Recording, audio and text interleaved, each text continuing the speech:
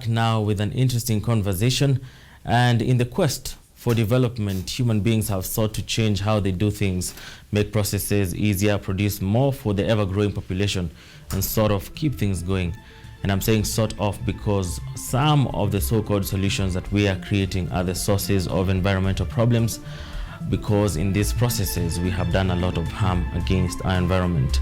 Talk about waste management, release of harmful emissions into the atmosphere, and depleting many resources for personal gain or otherwise. Still, environmental degradation continues to face the world today with climate change as a result of this and more human activities. Climate justice can be viewed as looking at the climate crisis through a human rights lens and on the belief that by working together we can create a better future for the present and future generations. Yes, we have work to do to make our environment better. We have already seen climate activists in our spaces protesting against climate injustice perpetrated by individuals and bodies alike. More and more talks are also happening, such as what is currently happening and what we have just shown you in Kenyatta University, the very first Nairobi Summer School on Climate Justice.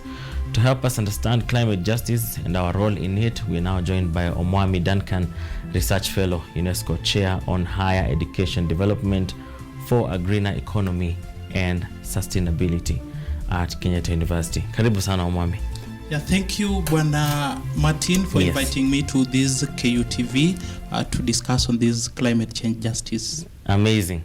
Thank you. Just to be clear, Omwami is your name, is your official name? Yes, Omwami is my official name. It is a given name, but I know it has several meanings from other divides, but for my case, it is a given name. I know people take it differently, but for my case, it is a given name. All right. Thank you. Let's get straight into this. And as we discuss climate justice and the issues that are around it, I think it's important for us to, first of all, handle what climate injustice is and how it is happening in our world today.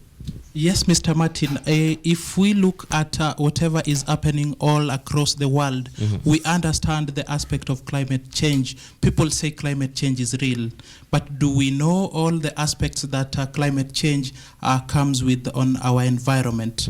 We understand from all the dimensions that climate change is an alteration of the environmental factors of the temperature with the change in the weather patterns for a place and for a given period of time.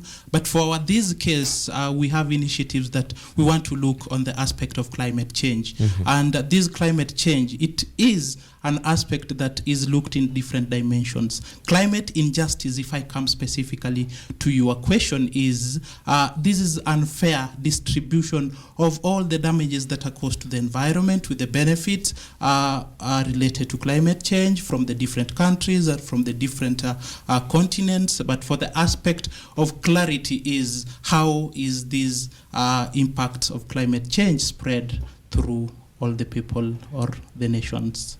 Yes. And it's key to note that probably some of the people would suffer more than others, just like in all those other injustices we have.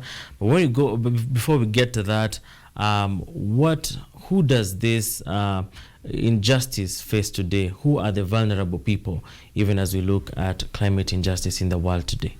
Yes, Mr. Martin, if we look at the injustices that are being caused by climate change, we understand this thing is all across and it cuts across all the divides. It affects everyone. It affects me. It affects you. It affects everyone. And it affects both people who are both rich, who are both poor. But in this case, we say that the different dimensions that we need to look into, how are we affected and who is affected most? If I get back to you to the question is, if I look or compare to the people who are affected most, I can say the poor are affected most depending on the conditions that are caused to the environment and the resilience they can be able to create back in fighting climate change. Yes. And as you talk about the poor who are majorly affected by this climate injustice, we have seen climate activists go out there, raise placards and, demonstrate, be out in the streets protesting for,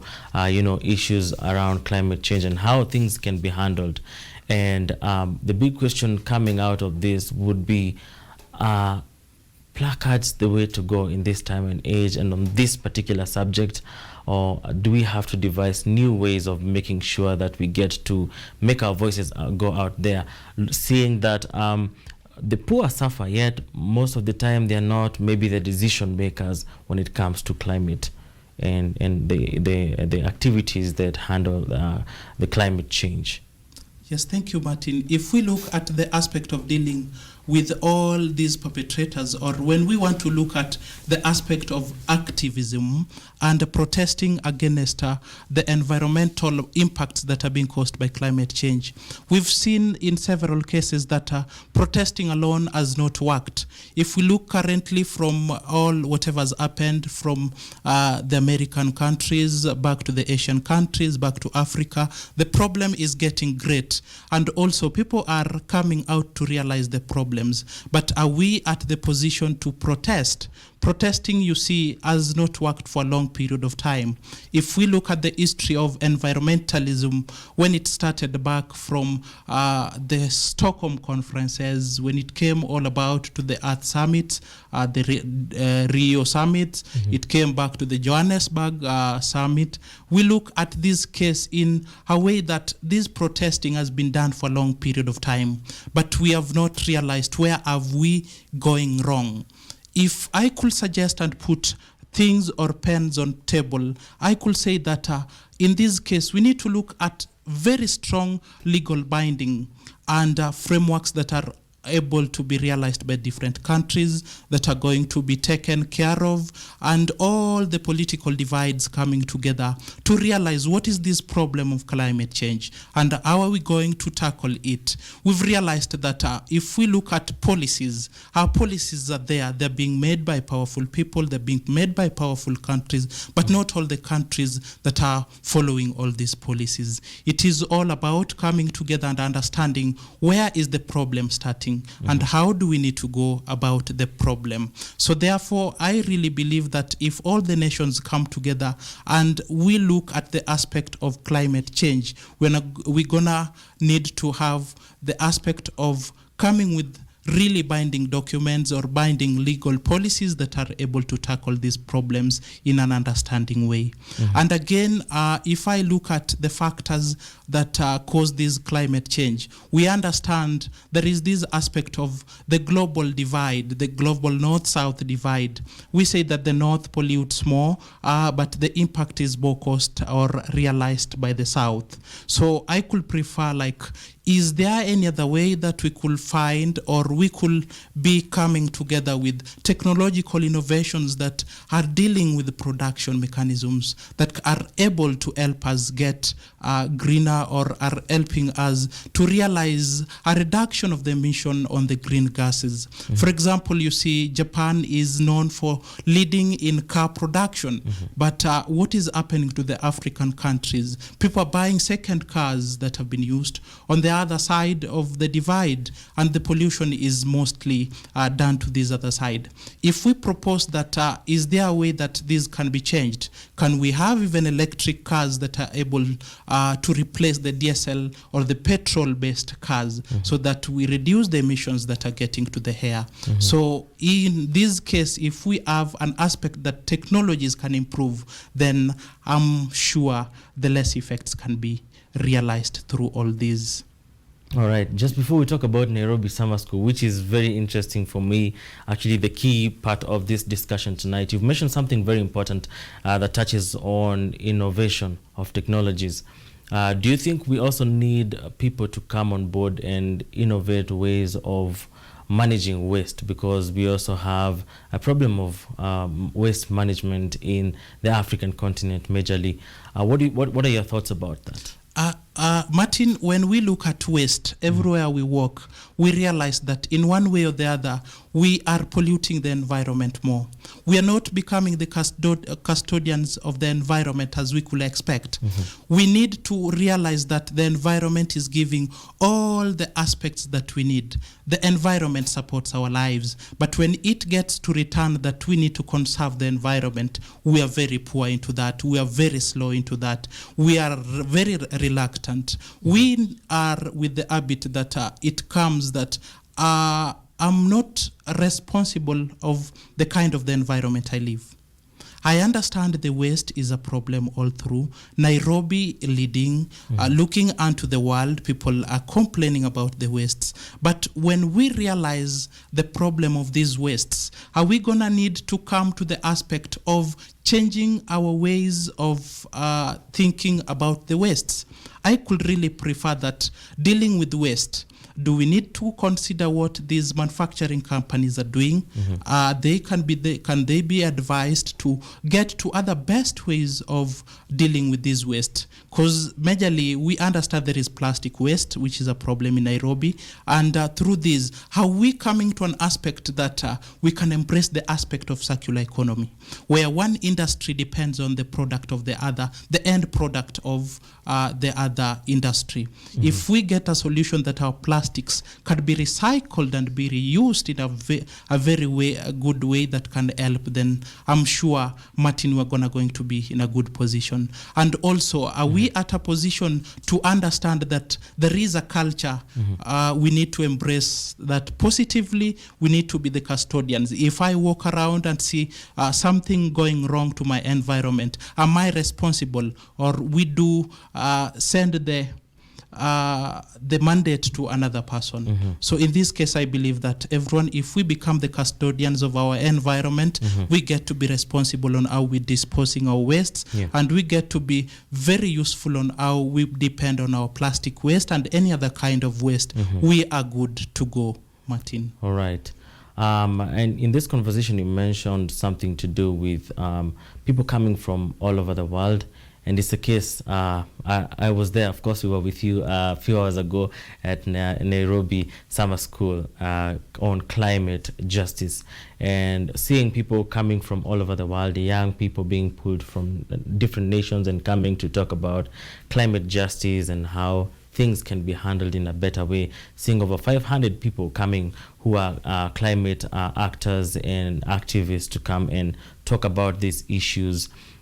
People from the academia and people from the grassroots as well.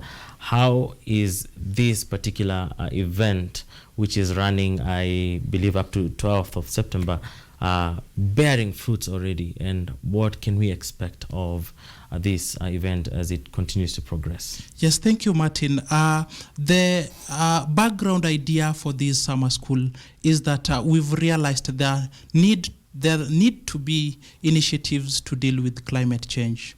And in dealing with climate change, it is an aspect that I need to be actor, you need to be the actor, someone else needs to be an actor. So if we come together and combine our efforts, as today and through all this summer school, we've been joined with 48 different countries, participants amounting to getting to a number of about 500. And together, if we spread this message, we're going to be at a position to handle the aspects of this climate change. And therefore, the coming of this program together is an aspect that we need to understand the global environmental perspective. People are coming from different cultures, people are coming from different grounds, people are coming from different divides that are being affected differently depending on the aspect and the impact of this climate change. So if we come and understand ourselves with all the environmental and the global aspects, we come together, share ideas, and also become the agents of the change that we need.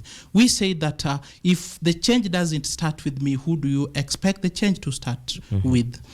Then again, the role or the fruit of this program will be, we need to advocate for the unjust lifestyles and on the impact of the climate change. We understand we are living a life that is not true to ourselves. The environment is suffering, but are we seeing the nature in which this environment is going to be affected? So if we look keenly that we want to eliminate the unjust ways of dealing with the environment, basically on the impact of climate change, we are going to be at a good position to understand all the aspects of this.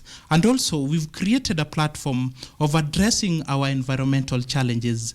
We understand Uganda has a problem, we have a problem, maybe Chad has a problem, Sudan has a problem. So if we come together and brainstorm on a way that we're going to handle our problems, then Martin, I tell you, things needs to be very well, and soon they will. Amazing. If we get to understand one another. And lastly, to put it clear that the role or maybe the fruit that will be born from this program is the agenda is there need to be we need to develop modules on climate change that will be aiding in teaching and disseminating of information from all the sectors. We have different sectors, and we understand the aspect of climate change from the impacts we receive differently, and through these we are able to go a mile ahead by teaching the people on the changes and the impacts that are being caused by climate change. And basically these modules are going to target people from the industry, the civil society, the people from the government, people from the private sector, and all the divides that can be able to put an end in adjusting the effects of this climate change. Right. Yeah, thank you, Martin. Okay. And as we wind up, we would love to know, who are the actors? Are they people who are in this particular discipline, or does anyone have a chance to come on board as an actor and act on this particular injustice that is happening and make a change in the society? Yes, thank you, Martin. Becoming an actor or being to help in addressing these challenges. Only actors or the people who volunteer to come together, they may not be able to contribute an enough effort. It is a responsibility of you and me and a different person somewhere who gets this message and is able to act on this message in a right way and making the right decision with the right measures will help us come together. So basically it is not that it is the actors or the people who've come together. So it is a responsibility, a collective responsibility of each and every single person. All right. Yes. Thank you so much, Omomi, for coming through tonight, and we will look forward to having you again as we continue to discuss about climate. Last week we were here, we talked about climate. Probably next week we're going to be here as well talking about climate, because if we don't talk about it right now, something is going to happen and we are going to suffer. The future generations won't have a home, and we will be glad to share even more information and get more information from you guys, the scholars, the people on the ground. And thank you so much for sharing the information with us tonight. Thank you, Martin. All right. Pleasure meeting you. All right. Thank you. Thank you so much. There you have it. You are an actor as well. So wherever you are, climate change and climate justice and the injustice as well, and you've gotten a few ideas about what this is all about, we shall be following up with what they're doing at Nairobi Summer School on climate change, and we shall be able to make sure that you get to understand what exactly is happening in that regard. That has been Omwami.